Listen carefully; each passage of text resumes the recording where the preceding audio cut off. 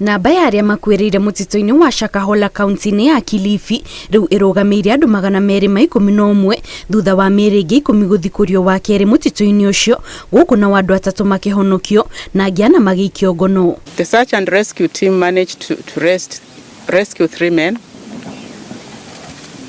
3 male adults, unfortunately in critical condition, and they have been taken to Malindi Sub-County Hospital for stabilization.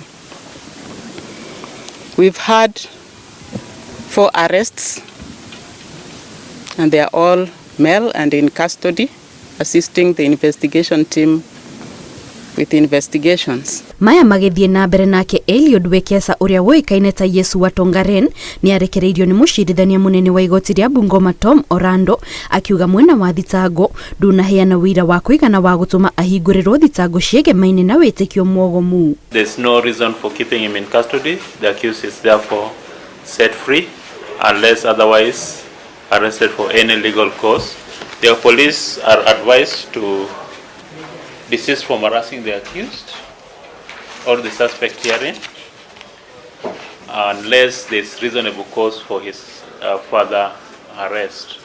So the file is closed. Hakuwa na makosa yoyote ya kuamini Mungu wake mwenye anaamini, na kwa hivyo leo umeshuhudia kwamba hata serikali yenyewe imesema ya kwamba hawana ushahidi. Na nashukuru mheshimiwa wakili mkuu wa Chakoya Chinza ametoka pia kule Nairobi kuja kunishughulikia. Nimeona hakika jua na mwezi